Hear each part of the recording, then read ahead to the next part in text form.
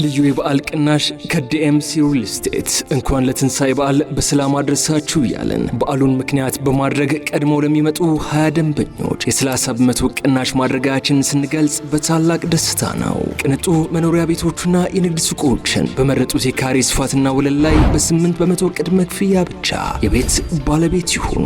ባለ 1 መኝታ በ431 ሺህ ብር፣ ባለ 2 መኝታ በ600 ሺህ ብር፣ ባለ 3 እና 4 መኝታ በ800 ሺህ ብር ቅድመ ክፍያ ብቻ።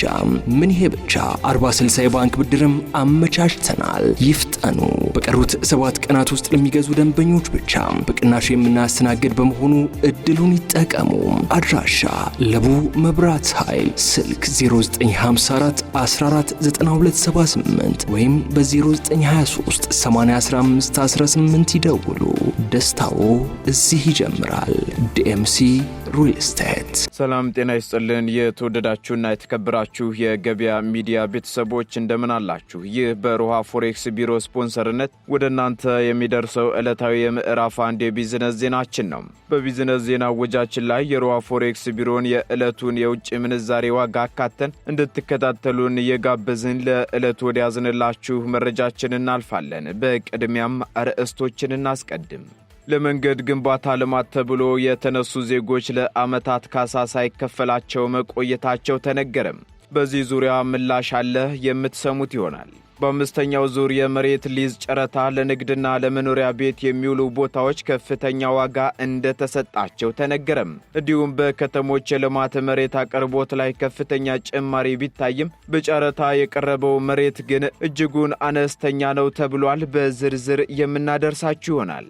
በቢሾፍቱ ለሚገነባው ግዙፍ የአውሮፕላን ማረፊያ ግንባታ የሚነሱ ዜጎችን ለማስፈር የሚጠይቀው የግንባታ ወጪ ከፍተኛ በሚሊዮን ዶላር የሚቆጠር ገንዘብ እንደሚያስፈልግ ተነግሯል። ይህንና ሌሎች በግንባታው ዙሪያ የተነሱ ጉዳዮችን የምናጋራችሁ ይሆናል። የነዳጅ አቅርቦት ችግር የአትክልትና ፍራፍሬ ምርት ስርጭት ላይ ከፍተኛ እንቅፋት መሆኑ ተነግሯል። የሚሉትንና ሌሎች ኢኮኖሚያዊ መረጃዎቻችንን ይዘንላችኋል። ከመረጃዎቹ ጋር እኔ መላኩ ደምሰው አብሬያችሁ የምቆይ ሲሆን አዳዲስ እንዲሁም ትኩስ የቢዝነስ መረጃዎቻችንን ለመስማት ታዲያ የገበያ ሚዲያን እንድትወዳጁ እየጋበዝን በዝርዝር ወደ ያዝንላችሁ መረጃዎቻችን እናልፋለን። ከሚያዝያ 9 ቀን 2017 ዓ.ም ጀምሮ ለተከታታይ ቀናት እየጣለ ባለው ዝናብ ሳቢያ በጎፋ ዞን ዳግም የመሬት ናዳና ጎርፍ ተከስቶ በሰውና ንብረት ላይ ጉዳት ማድረሱ ተሰማም።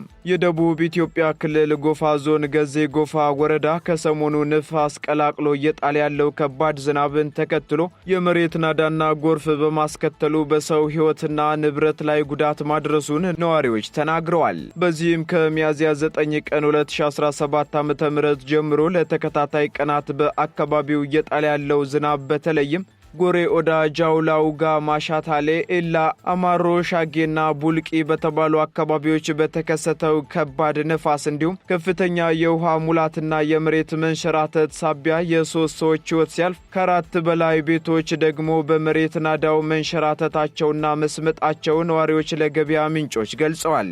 እንዲሁም የእርሻ ማሳቸውና የቤት እንስሳት ጭምር በመሬት መንሸራተቱ መወሰዳቸውን ነዋሪዎች አስረድተዋል።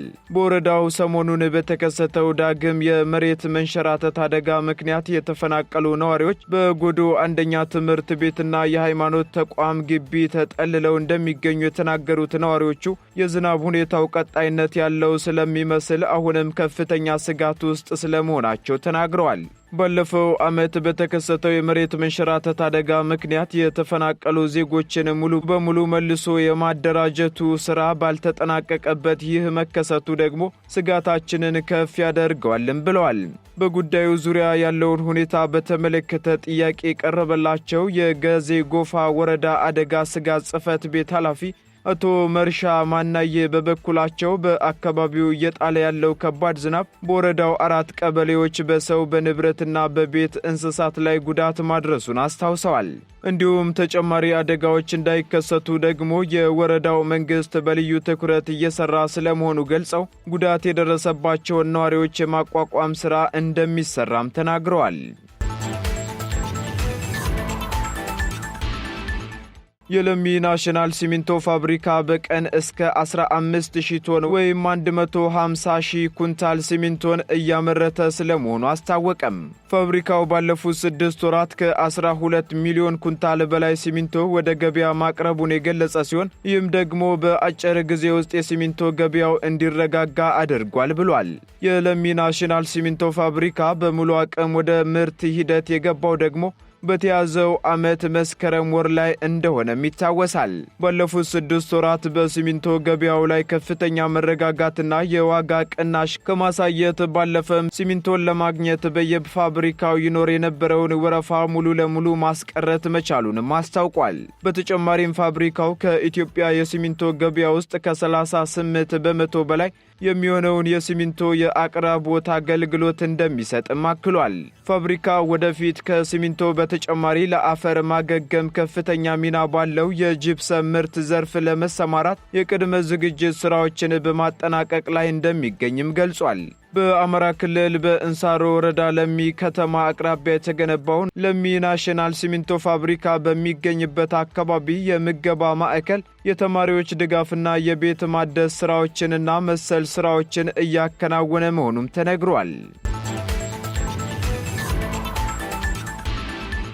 የነዳጅ አቅርቦት ችግር የአትክልትና ፍራፍሬ ምርት ስርጭት ላይ ከፍተኛ እንቅፋት ሆኗል ተብሏል። የነዳጅ አቅርቦትና ስርጭት ችግር የአትክልትና ፍራፍሬ ምርት በሚፈለገው ልክ ወደ ተለያዩ የሀገሪቱ አካባቢዎች እንዳይጓጓዝ ማድረጉን የደቡብ ኢትዮጵያ ክልል ንግድና ገበያ ልማት ቢሮ አስታውቋል። በክልሉ ያለው የንግድ አቅርቦትና ስርጭት ችግር ህገወጥ የንግድ ስርዓት መልኩን እየቀያየረ መምጣቱ፣ የትራንስፖርት ዋጋም ከዕለት ወደ ዕለት መጨመሩ፣ የመንገድ ርዝመትና የኬላዎች መብዛት በዘርፉ ተግዳሮቶች እንደሆኑ የቢሮ ምክትል ኃላፊና የህዝብ ግንኙነት ዳይሬክተሩ አቶ ሳሙኤል ሳደፎም ተናግረዋል። በዚህም የአትክልትና ፍራፍሬ ምርት በአጭር ጊዜ ውስጥ ቶሎ የሚበላሹ በመሆናቸው ከነዳጅ አቅርቦትና ስርጭት ጋር በተያያዘ የሚስተዋሉ ችግሮችን ለመፍታት ሊሰሩና ሊሻሻሉ የሚገቡ በርካታ ጉዳዮች መኖራቸው ተነስቷል። በዘርፉ የተሰማሩ ባለሀብቶችና አርሶ አደሮችን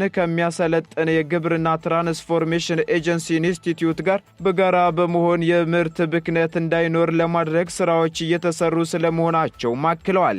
በሌላ በኩል ደግሞ የምርት መጠኑ ከባለፈው ዓመት ጋር ሲነጻጸር ምርትና ምርታማነቱ እየጨመረ ቢመጣም የነዳጅ አቅርቦትና ስርጭት ችግሮች ግን ገበያውን እንዳይረጋጋ አድርገውታል ሲሉም ገልጸዋል። በቢሾፍቱ ለሚገነባው ግዙፍ የአውሮፕላን ማረፊያ ግንባታ ለሚነሱ ዜጎች ወደ ሌላ ቦታ ለማስፈር የሚጠይቀው የግንባታ ወጪ $250 ሚሊዮን መገመቱ ተሰምቷል። ይህ ግዙፍ የአውሮፕላን ማረፊያ በቢሾፍቱ ከተማ አቅራቢያ አቡሴራ ተብሎ በሚጠራው ስፍራ የሚገነባ ሲሆን የአውሮፕላን ማረፊያው ማስተር ፕላንም ተሰርቶለታል ሲሉ የኢትዮጵያ አየር መንገድ ዋና ስራ አስፈጻሚ አቶ መስፍን ጣሰው ተናግረዋል። የአውሮፕላን ማረፊያ ግንባታው በሁለት ምዕራፍ ይገነባል ያሉት ዋና ስራ አስፈጻሚው የመጀመሪያው የግንባታ ምዕራፍ ሲጠናቀቅ በዓመት 60 ሚሊዮን መንገደኞችን የሚያስተናግድና ይህም ደግሞ አሁን ካለው የማስተናገድ አቅም እጥፍ ይሆናል ብለዋል። አሁን ለግንባታው የሚያስፈልገውን ብር በማፈላለግ ላይ ስለመሆኑ የተነገረ ሲሆን ተገንብቶ ሲያልቅ ወይም ሲጠናቀቅ ደግሞ 4 የአውሮፕላን መንደርደሪያዎች ሲኖረው ይህም በአፍሪካ ብቸኛውና አንደኛው ያደርገዋል ተብሏል። እንዲሁም በመጀመሪያው ምዕራፍ 2 የአውሮፕላን መንደርደሪያዎች ይኖሩታል ያሉት አቶ መስፍን ግንባታው ሲጠናቀቅ ደግሞ 4ቱ የአውሮፕላኑ መንደርደሪያዎች ይጠናቀቃሉ ብለዋል።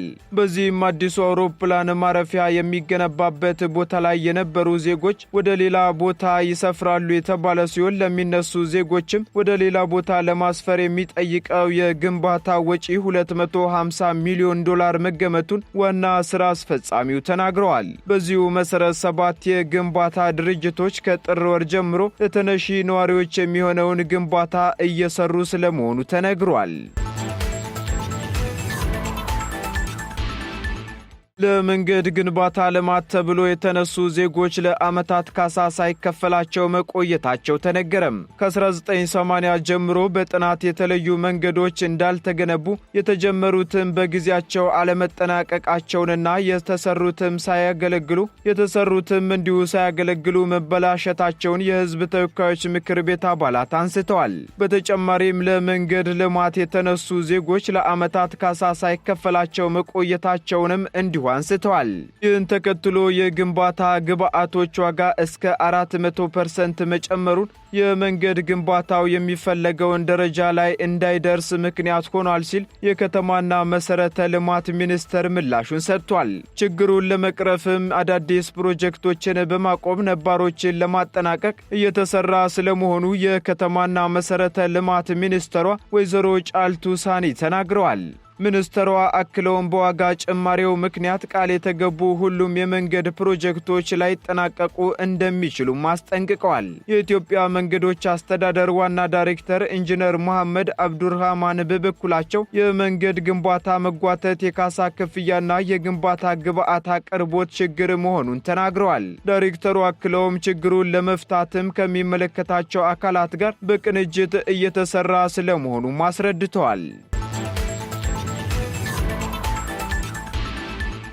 ቀጥለናል። ውድ ተከታታዮቻችን በአምስተኛው ዙር የመሬት ሊዝ ጨረታ ለንግድና ለመኖሪያ ቤት የሚውሉ ቦታዎች ከፍተኛ ዋጋ ሲሰጣቸው በካሬ 265 ሺህ ብር ሆኖ መመዝገቡ ተገልጿል። የአዲስ አበባ ከተማ አስተዳደር መሬት ልማትና አስተዳደር ቢሮ ባካሄደው አምስተኛ ዙር የመሬት ሊዝ ጨረታ የአሸናፊዎችን ስም ዝርዝር ይፋ አድርጓል። ከመጋቢት 29 ቀን እስከ ሚያዝያ 3 ቀን 2017 ዓ.ም ለ427 ፕሎቶች በተካሄደው በዚህ ጨረታ በአንድ ካሬ ሜትር ከፍተኛ ዋጋ 265 ሺህ ብር በቂርቆስ ክፍለ ከተማ ተመዝግቧል ተብሏል። በዚህ ዙር ጨረታ ከፍተኛ ተወዳዳሪነት የታየበት ሲሆን በተለይም ለንግድና ለመኖሪያ ቤት አገልግሎት የሚውሉ ቦታዎች ከፍተኛ ዋጋ እንደተሰጣቸው የጨረታው ኮሚቴ አስተባባሪ አቶ ሀብታሙ ተስፋዬ ተናግረዋል። ውጤቱ ደግሞ ጥቅምት 8 ቀን 2017 ዓ.ም በ10 ክፍለ ከተሞች በተካሄደው በአራተኛው ዙር የሊዝ ጨረታ ከነበረው ከፍተኛ ዋጋ ጋር ሲነጻጸር አነስተኛ ስለመሆኑ ተነግሯል። በወቅቱ በንፋስ ስልክ ላፍቶ ክፍለ ከተማ አንድ ካሬ ሜትር መሬት በ306,600 ብር ከፍተኛ ዋጋ ተመዝግቦ እንደነበር ይታወሳል። በንጽጽሩ ዝቅተኛ ዋጋ የታየው ደግሞ በለሚኩራ ክፍለ ከተማ ሲሆን እሱም 12,320 ብር ነበር ተብሏል። በተያዘ መረጃ በከተሞች ልማት መሬት አቅርቦት ላይ ከፍተኛ ጭማሪ ቢታይም በጨረታ የቀረበው መሬት መጠን እጅግ አነስተኛ መሆኑን የከተማና መሰረተ ልማት ሚኒስቴር አስታውቋል። ባለፉት 9 ወራት 17.6 ሺህ ሄክታር መሬት ለልማት የቀረበ ሲሆን ይህም ከታቀደው 14 ሺህ ሄክታር በልጦ እንዲሁም ካለፈው ተመሳሳይ ወቅት ጋር ሲነጻጸር ደግሞ የ69 በመቶ ብልጫ ማሳየቱን የሚኒስቴሩ መረጃ ያመለክታል። ይሁን እንጂ መንግስት ከቀረበው መሬት ውስጥ 30 በመቶውን ለጨረታ ለማቅረብ እቅድ ቢኖረውም እስካሁን ለጨረታው የቀረበው 971 ሄክታር ብቻ ሲሆን ከጠቅላላው የቀረበ መሬት 6 በመቶውን ብቻ ይይዛልም ተብሏል። እንዲሁም ደግሞ የ2017 በጀት ዓመት የ9 ወራት የእቅድ አፈጻጸም ሪፖርትን ያቀረበው ሚኒስትሩ በአጠቃላይ በከተሞች ከሚገኙ 6.5 ሚሊዮን ቁራሽ መሬቶች መካከል እስካሁን ከ1 ሚሊዮን በላይ የሚሆኑት መመዝገባቸውን ገልጿል።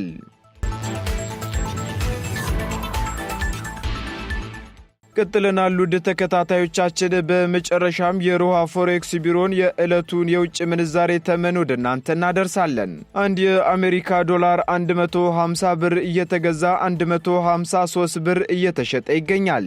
አንድ ፓውንድ ስተርሊንግ ደግሞ 185 ብር እየተገዛ 188 ብር ከ70 ሳንቲም መሸጫው ሆኗል። ዩሮ ደግሞ 165 ብር እየተገዛ 168 ብር ከ30 ሳንቲም እየተሸጠ እየተሸጠ ይገኛል። እንዲሁም ስዊስ ፍራንክ 166 ብር ከ50 ሳንቲም እየተገዛ 169 ብር ከ83 ሳንቲም እየተሸጠ ይገኛል። የተባበሩት አረብ ኤምሬት ድራም ደግሞ 40 ብር መግዣው ሲሆን መሸጫው ደግሞ 40 ብር ከ80 ሳንቲም ሆኗል።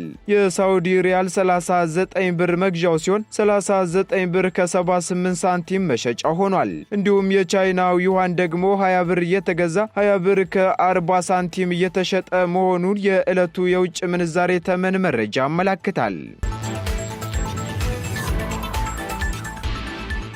የተወደዳችሁና የተከበራችሁ የገበያ ሚዲያ ተከታታዮቻችን ለምዕራፍ አንድ ያዝንላችሁ የቢዝነስ መረጃዎቻችን እነዚህን ይመስሉ ነበር። አዳዲስ እንዲሁም ትኩስ የቢዝነስ መረጃዎችን ለማግኘት ታዲያ የገበያ ሚዲያን እንድትወዳጁ እንጋብዛለን። መልካም ጊዜን ተመኘን።